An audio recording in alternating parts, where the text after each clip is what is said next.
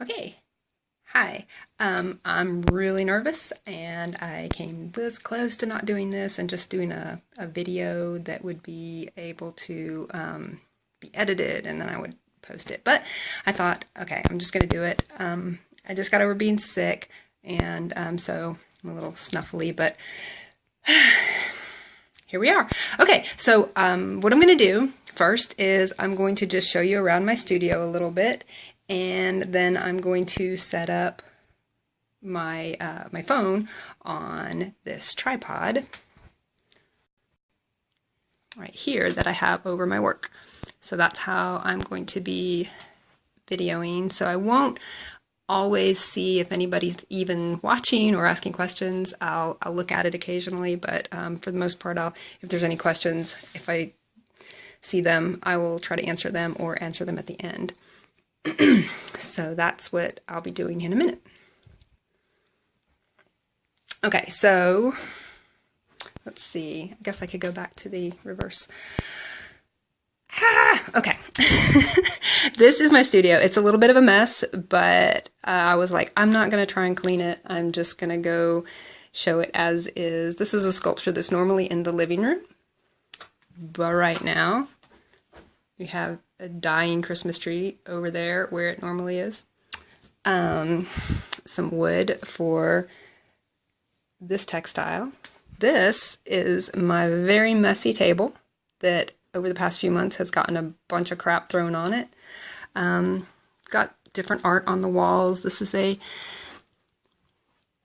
sculpture that I painted and assembled wire on that was a plaster cast made by Sam Mays. Let's see, some sculptures, this mess right here, yarn, fabrics, unfinished work, lots of unfinished work. This corner has sculpture, some headpieces from body art shows, a few things on the walls. And this is one of my favorite things, which is, I hate that it's a mess in here because you can't see it very well, but that's my shelf that I love very, very much. And it has lots of yarn. They're sorted by like this is wool, these are cotton. This is the drawer of scraps. Like whenever I'm cutting off pieces, I throw them in here, and this is like years worth of scraps, and I think I'll do something really cool with that one day, like learn how to turn it into something. Anyway, lots of interesting things on the shelf up there. An old sculpture from when I was in college. That's a bronze cast figure. This ignored loom that I borrowed from Heather. It's not been used. And okay, so this is where I stand for many hours a day at this standing desk. I used to have a comfy chair in this corner, and I would sit in it all the time and work, and that was no good for my hips or my knees to just be sitting all the time, and so I bought this desk and I stand at it a lot. Okay, so that's the messy parts, and this is the clean part, my desk. Pins, little boom box to plug my my phone into, and I listen to music or books usually when I'm working. And this is a plant given to me by Ren that I have yet to put into any dirt. It is still in the jar she gave it to me, and it's been a year at least. My other favorite plants, my jade and my aloe. And this shelf is where I usually put the colors that I'm using for whatever current project I'm working on. It goes on that shelf right there. And then these are just some unfinished projects. This one, some people might remember, I was working on a couple years ago, and a piece of the armature broke, and I did glue it back together right here, but I never really got enthusiastic about working on it again, even though I love it, and it's really cool. I'd like to get back to it one day, but I will, maybe. This is another thing that I was working on. And down here is just another. So this is sort of like a work in progress shelf. That is sort of a mini work in progress shelf, but mostly that is sort of like work in progress, but I will probably forget about you. I didn't care enough about it to really continue working on it. Like this. One of my very first knotting projects. Anyway, that is some art that Ren gave to me. Also, 2 gifts from my friend Ren, my BFF for many years. Maybe one day she'll join me when I do this, if I do this again, because I tend to get rambly when I'm nervous, in case you can't tell. Hi, Luke. Okay, so I'm going to go ahead and put the phone on the tripod in a very Cloverfield filming fashion. Bear with. I don't know what I just did. I pushed something and it paused it. Didn't know that was even possible. Okay, my face is really close to my phone right now, so I'm...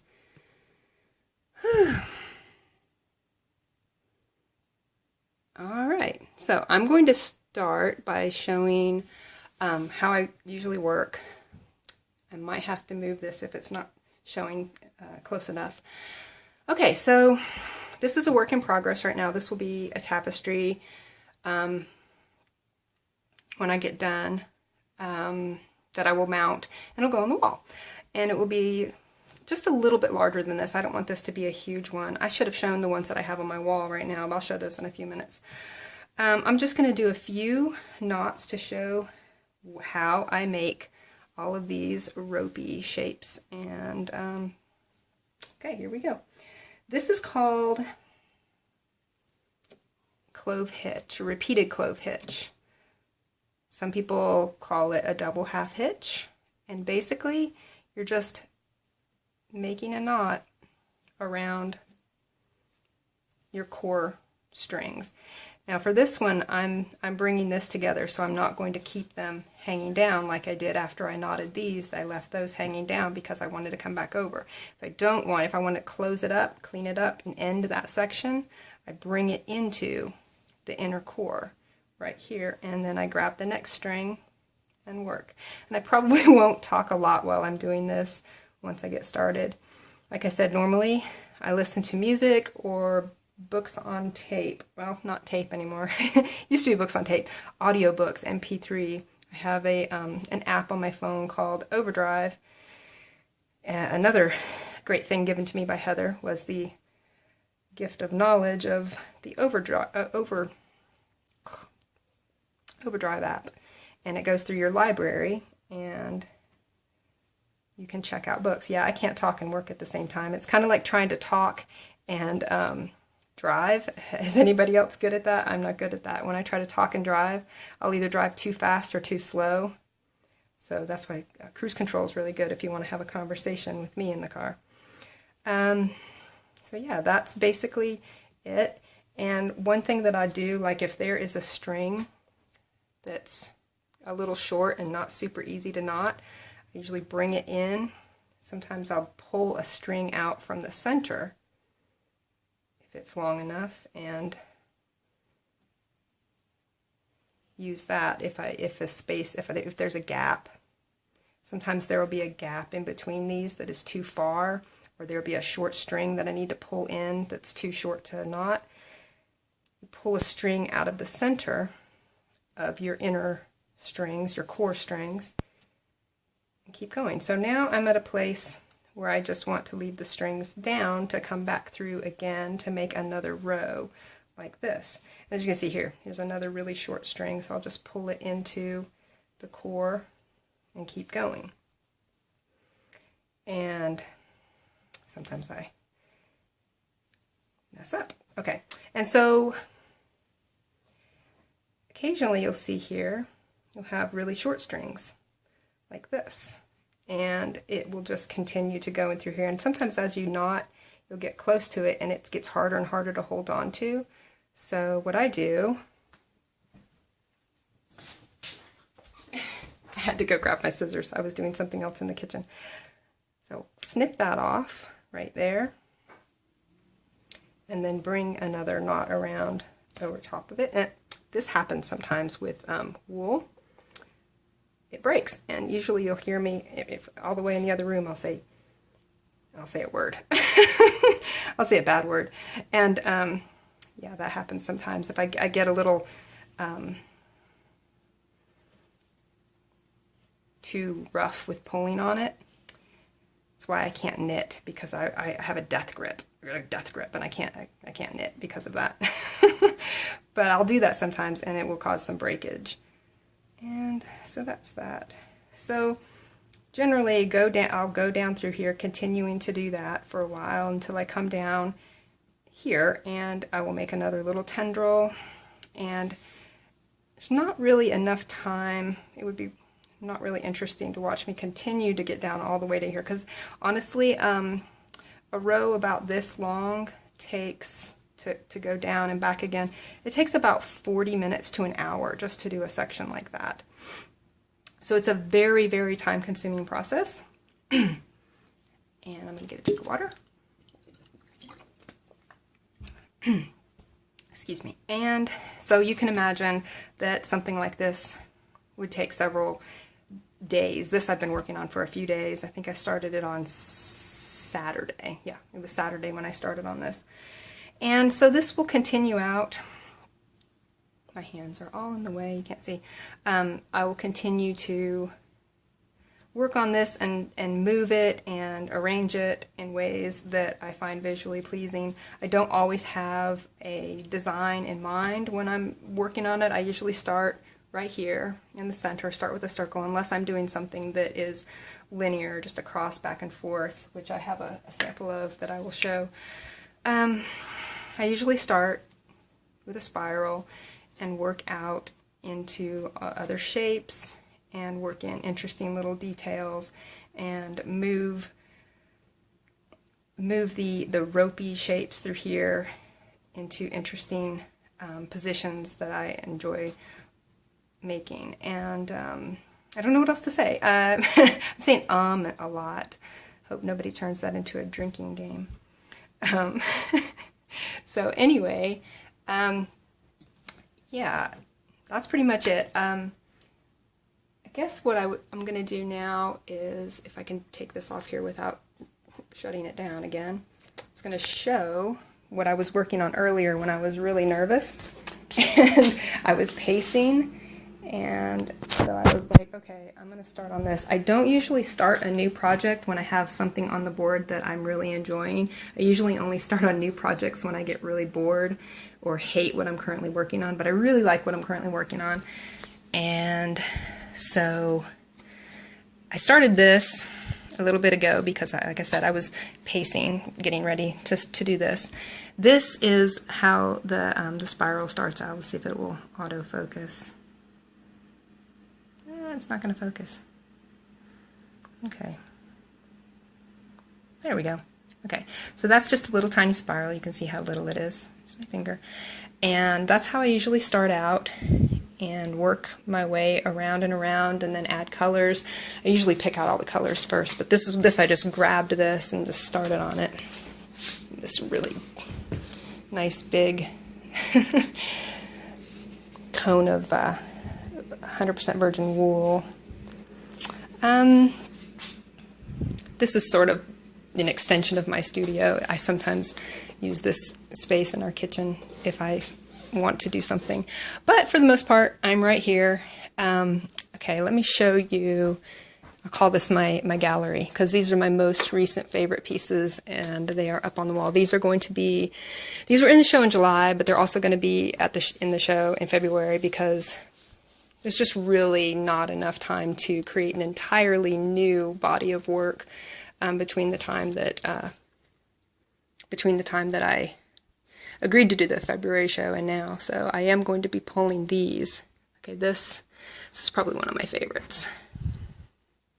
And I know these are pictures all over my page that have been seen.